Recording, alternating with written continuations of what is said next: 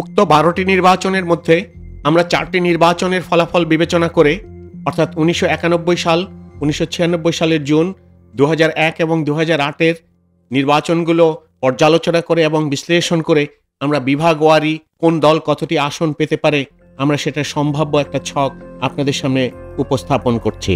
প্রথমে ঢাকা বিভাগ, মোট ৭০টি আসন আছে। আমাদের বিবেচনায় বিএনপি ২৩টি আসন পেতে পারে, আওয়ামী লীগ ৪৪টি, জামাত ১টি এবং জাতীয় পার্টি ২টি।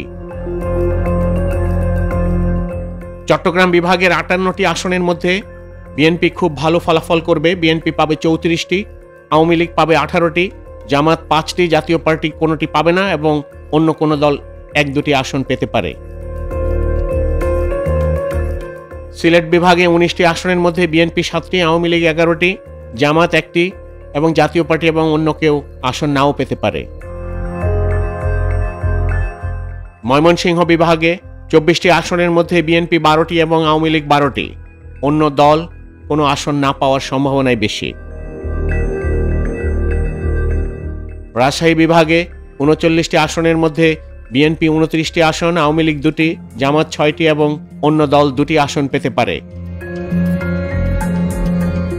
খুলনা বিভাগে ৩৬টি আসনের মধ্যে বিএনপি ১৭টি, আওয়ামী লীগ ৬টি, জামাত ১১টি এবং জাতীয় পার্টি ও অন্যান্য দল মিলে ২টি আসন পেতে পারে। রংপুর বিভাগে ৩৩টি আসনের মধ্যে বিএনপি ৭টি, আওয়ামী লীগ ৪টি, জামাত ১১টি, জাতীয় পার্টি ৯টি এবং অন্য দল ২টি আসন পেতে পারে। বরিশাল বিভাগে ২১টি আসনের মধ্যে বিএনপি ১০টি, আওয়ামী লীগ ৬টি, জামাত ২টি, জাতীয় পার্টি ১টি এবং অন্য দল ২টি আসন পেতে পারে।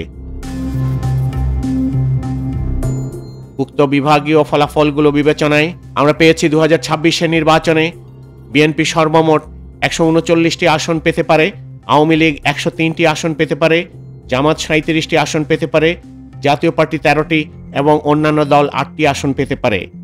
উল্লেখ্য যে ছাত্র সংগঠনগুলো একটি রাজনৈতিক দল গঠন করার প্রক্রিয়ার মধ্যে আছে। যদি ছাত্র সংগঠনের কোনো রাজনৈতিক দল, জাতীয় নাগরিক কমিটি বা বৈষম্য বিরোধী কোনো দল যদি নির্বাচনে অংশগ্রহণ করে তাহলে হয়তো হিসেব নিকেশ ভিন্ন হবে। আমরা আসব অন্য কোনো ভিডিওতে সেই ফলাফলগুলো নিয়ে।